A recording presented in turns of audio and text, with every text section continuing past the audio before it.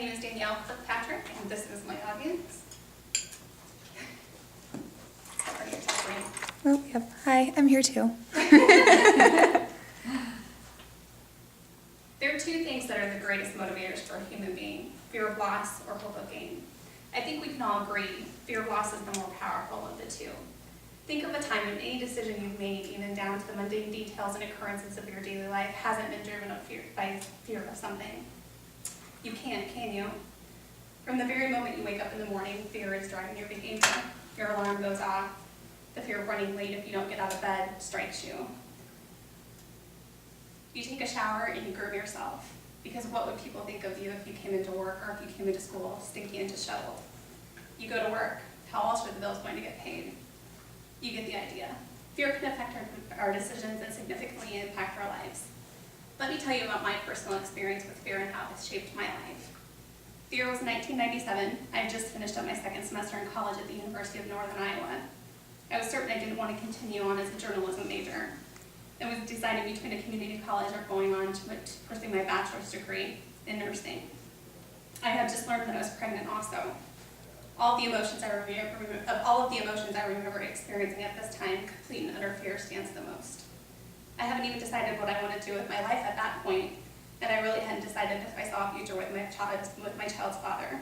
We had been dating on and off for a few years, and it seemed to just be wasting time, if anything. I knew ending my pregnancy was not an option for me, and neither was adoption. I was afraid of going through my life knowing that I had a child out there somewhere, and I wouldn't have the chance to know them. I decided to see my relationship through and have my son. I was certainly committed now. In 1998, my son Nolan was born. He was this amazing little creature with these big brown eyes and chubby cheeks.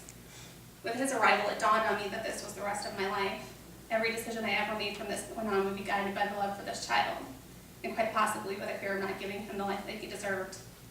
His father asked me to marry him, and even though I was still hesitant about making a commitment, kind of funny, hesitant about making a commitment at this point, I already had a child, I accepted for fear that my child would be looked at as one of those kids, with a single mother that never married their father. That, and I was also terrified of being alone. Looking back with experienced eyes, both were completely irrational thoughts, but at the time I was driven by that fear. By the end of 1998, I was married and moving out of state, allowing my new husband to follow his dreams and career path.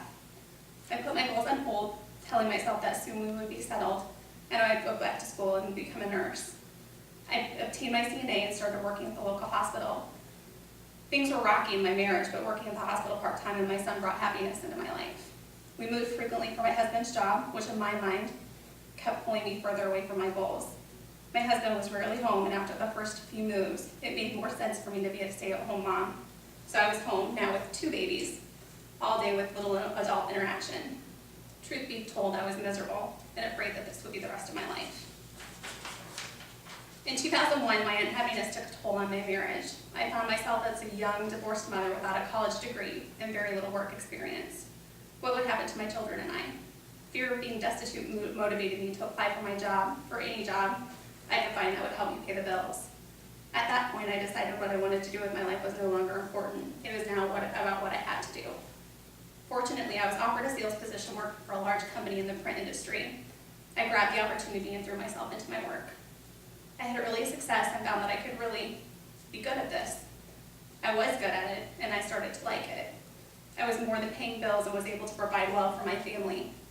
The constant stress of making budget and commission moved over my head monthly, but I always managed to perform well above my expectations. I was promoted rapidly and soon found myself in sales management. Fear of failure was working in my favor. By all practical accounts, I was a success story, but something was just missing. I continued on in my career. In fact, it's still what I do to this day, but always with that desire for more. I thought about returning to school numerous times, but how would I do it?